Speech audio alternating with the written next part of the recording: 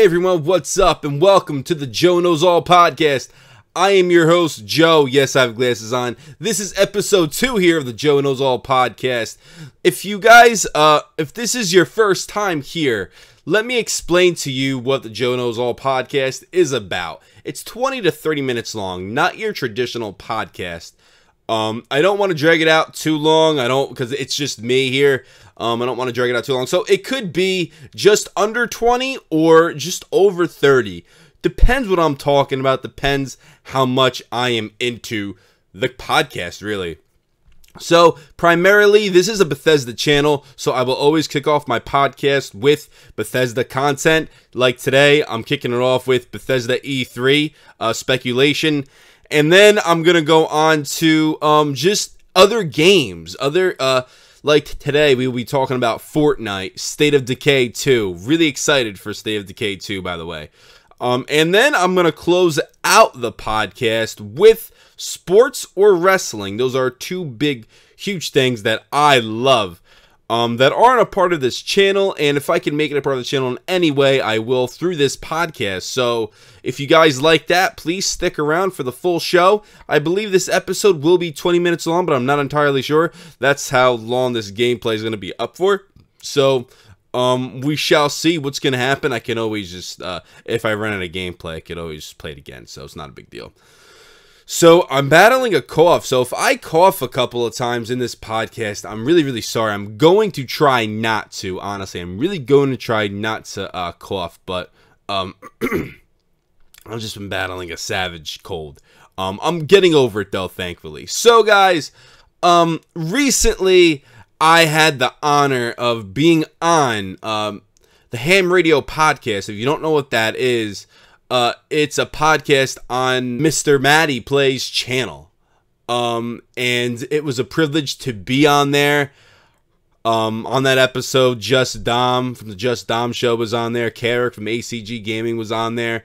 On that one episode. So that was really cool. It was a lot of fun. It was an honor to be on that, So that will be down in the description below if you guys want to check that out or not, being that I am on there. So, so guys, let's get it rocking and rolling right now. Let's kick off the show, kick off the Joe Knows All podcast, episode 2, with Bethesda and what Bethesda is potentially doing here at E3.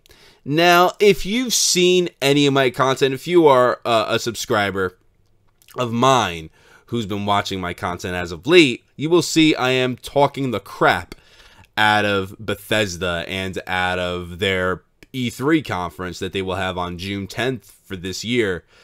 And I have a lot of high expectations for it. A lot of people don't, and I do understand why they don't. Carrick and the Ham Radio podcast, the episode that I was on, he doesn't have high expectations. And believe me, I do get it. I do understand why you wouldn't have high expectations, considering what happened last year, and considering that they did kind of hype it up last year. Me and my buddy, it was kind of funny. Me and my buddy Josh, last year, stayed up all night to watch this stupid podcast, and they lay a bombshell, and they do not release, they don't release Starfield, and we all thought it was. And granted, they never said they were releasing a new IP, but they did hype up this E3 conference, and they did have a space-themed conference, if you guys remember that. So it was incredibly disappointing. You saw Prey, Fallout 4 VR, Skyrim VR, Doom VR. You saw Dishonored. You saw a lot of that, Evil Within 2, Wolfenstein 2, but you didn't really see anything else. You didn't see anything from BGS. If you want to count the Creation Club, you can, but you really didn't see anything from BGS, anything new. That's also something that we could be possibly seeing this year at E3, is maybe a better Creation Club, if that makes any sense. A better model. Maybe, you know, we could be seeing that, but honestly, the Creation Club did have some promise, but they really can't max out that product all that well. So, it's just really hard all around, guys. It's hard. with the Creation Club. So that sucked last year's E3. It really sucked. So this year, why in the blue hell would Bethesda themselves, why would they hype up this E3? You had Todd Howard say that there's a game in full production in his podcast interview. You had Pete Hines say that they've been working on this conference since September of 2017. So they've been working on it for a really long time now. And by June, it will be maybe, I suck with this, so it's the 6th month of the year, maybe 8 or 9 months. They've been working on this E3 conference. So guys, like, they wouldn't be publicizing this so much if they're not coming out with something big, I guess, you know. I'm pulling for Starfield. I'm thinking they're going to come out with a new IP, Starfield. They did say that they're releasing 2 new projects. Well, 2 projects before Elder Scrolls 6. We don't know if they're 2 new IPs. Probably not. One can be an engine, but one can be an IP, and that could be Starfield. You know, all the hype behind that. We've seen leaks behind Starfield. I have videos made on those leaks. We have seen Max Studio trademark Starfield. Starfield really does seem likely, as far as that goes. But, I mean, if worse comes to worse, maybe we get a Fallout spinoff, and I don't think that's worse at all. I think that's amazing. I would love myself some more Fallout. I love Fallout. It's my favorite game, my favorite franchise, I guess you want to call it that. I have to play more Elder Scrolls, get into that. But guys, BGS is coming out with something this year. They have to be, you know. It's been 3 years. They tripled their staff. They went from 100 people working on Fallout 4 to 300 people now. They have to be coming out with something. And I'm thinking that they are. I'm guaranteeing it right here. I'm thinking that they definitely will. But only time will tell. Maybe I'll be eating my words. But time will tell, and whether it's a Fallout spinoff, whether it's Starfield, BGS is going to come out with something pretty good. And I know Fallout 4 was a bit of a letdown. I understand that, and I realize that. But they did go out on a limb there. They did try new things, hence the voice protagonist, the settlement system. They did try new stuff. So they're not afraid. Bethesda isn't afraid. But maybe they'll dial it back a bit. Maybe go back to what makes a great RPG. And they'll come out with something for everybody. And hopefully, I'm hoping they cater to their older fans that loved Fallout 3. That love New Vegas, even though Obsidian made New Vegas, not BGS. But that's what they have to do in order to salvage what went wrong with Fallout 4, because a lot of people were upset with Fallout 4, and you might be one of them. A lot of people were. I really wasn't. I didn't like the voice protagonist, but it didn't really bother me all that much. I really played a lot of hours of Fallout 4. I'm actually playing it right now. I go back to my first character, and it is so much fun. That character started on release day. So much friggin' fun. But, so they did make a good game. I guess it wasn't a good Fallout game, though. It wasn't a good RPG. So, hopefully, they could maybe correct their mistakes in their upcoming game. And I think this year, honestly, guys, in my opinion, I really do feel a new IP, Starfield, is on the horizon this year at E3. We could see something before E3, just like we did with Fallout 4. When the trailer, I think, released a week or so before the E3 conference. So just keep your eyes peeled for that. You know, I'm really looking forward to this year's E3. And if it's a complete letdown, if Bethesda does not come through, it will be a bad business move on their part. They're going to let down a lot of people. Their fan base could potentially turn against them, which I wouldn't doubt that. I wouldn't be shocked, considering how loyal this fan base is, and then you crush them once again. It's like they're putting your faith, they're putting their faith back in you, you know, and then you don't come out with anything, and that just, it's bad business. It really is. It's bad business for Bethesda not to release something. And you could look at the one tweet they released. They were thanking everybody for following their Twitter account for 1 million followers. And but they didn't stop at that. They said they can't wait to share what they have been working on, and they told us all to stay tuned. They didn't have to put that, you know. So Bethesda, BGS, man, Bethesda Game Studios is coming out with something. We just don't know what yet, but we could know soon.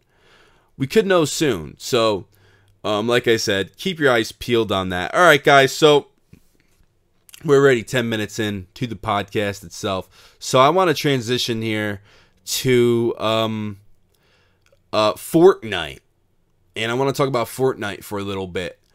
Fortnite has become a huge success, an absolute huge success, and I don't even understand it. I don't play Fortnite. I played it a few times. It's a fun game, but I don't understand the craze behind it. It just plays like PUBG. You know, I like the more realistic games. I don't really like the cartoony games. I know Epic Games, they made Gears of War, the original Gears of War games. And they made Fortnite, but I mean, it's fun, but it's not for me personally. I do possibly want it to be for me because it's so freaking hot and there's so much traction for it on YouTube that, like, I want to cover it, but I'm taking a risk there. I don't know. So we'll see what happens. But what's behind Fortnite's success? What is it? If you guys play Fortnite, please let me know. Please leave a comment why you guys love Fortnite. Why you guys find it so appealing. To me, it's okay. It's a free game, yes. It's okay. And is it worth it to buy the actual game? There's been rumors that it's coming out at the end of this year completely for free, the whole game. So who knows if it's worth buying the game right now. But I heard it was like a cartoon Left 4 Dead, which that kind of sounds cool. I would like to take a chance on that. But just let me know what you guys think about Fortnite and why you guys think it was such a success or is a success. Why you guys think that so many people love the game. Because so many people do. It has such a strong following. So let me know what you guys think. So guys, now I want to talk about, that was a little short about Fortnite. Just to cover another thing with them. It's arguably the most successful game for this year and maybe last year too. So, and like Season 4 did just come out, so who knows? But enough about Fortnite. I kind of don't want to talk about it anymore. But I couldn't ignore the fact that the game is extremely successful, and it is worth talking about, quite frankly. So, enough contradicting myself, sorry. Let's talk about State of Decay 2. That's on its way very soon, towards the end of the month that it's being released. I, for one, am really excited for State of Decay 2. I love State of Decay 1. The first State of Decay, I should say. I love that game. That game was a lot of fun. The only problem that I had with that game, and I heard it was taken out, the only problem was that stupid mechanic where you could lose your people. Your people can die when your game is off. And it was kind of stupid. Like if you left an infestation close to your settlement, and if you shut your game off, your settlers can die. Why does the game keep going? Is it like Animal Crossing? Like, why is that a thing? It shouldn't be a thing. The game wasn't designed well enough for that. It wasn't really explained either. But I heard they took that out of State of Decay 2, and that's honestly why I stopped playing the first State of Decay, was because of that stupid mechanic. I really do feel it's really stupid. So I'm really looking forward to State of Decay 2. I really am. It's co-op. That should be a lot of fun. I have a buddy who's also a subscriber of mine, Ghoul. Hope you're watching this, buddy. But I'm gonna be playing with him. Really excited really excited to play State of Decay 2. Overall, like I said, it's a co-op game now. I don't know how many hours of content it is. It's still $30 if you just want to buy the standard edition. I actually pre-ordered mine on Amazon. I have Amazon Prime, so I think I got it for $23.99. So I thought about getting the Ultimate Edition, which I guess it comes with all the DLC when it's released. But I just didn't think it was worth it, quite frankly. Worth dropping the $50 right now, but you could get it for $39.99 if you were an Amazon Prime member. So maybe I'll cancel it and I'll cancel my current pre-order and I'll do the Ultimate Edition. But I have some time to think about that one. So I'm really excited for State of Decay. It'll definitely scratch your post-apocalyptic itch if you're a big Fallout fan. For now, it'll definitely scratch that. I also have to play Mad Max too. Speaking of post-apocalyptic games, Mad Max, Dying Light. I have to play those games yet. But yeah, I'm really excited for State of Decay 2. That should be released fairly soon, so in a couple weeks. So I'm excited. Now let's transition to professional wrestling. This is something that I absolutely love, and if you guys don't enjoy it, don't like pro wrestling, you could click out of the video. I completely get it. But if you guys like pro wrestling or want to learn more about it, listen to me for the next couple of minutes, and we could talk about it here. So, you guys obviously know pro wrestling is absolutely and positively predetermined. It isn't fake. I wouldn't say fake. But it's predetermined. You know the outcome. And it's actually unique. You see these two guys in the ring together. These two dudes in the ring. And they're opponents. But they actually have to work together. They have to work together to put on the best show they can for the fans. So pro wrestling is incredibly unique. If you guys have any questions about pro wrestling, leave a comment down below and I will answer them for you. Now I want to talk about something in the pro wrestling world. And if you guys do know anything about pro wrestling, if you're a pro wrestling fan, you'll understand what I'm talking about. Let's talk about Roman Reigns. Roman Reigns is incredibly confusing. He's not confusing. What they're doing with him is incredibly weird, incredibly off, if that makes any sense. He loses to Brock Lesnar at WrestleMania.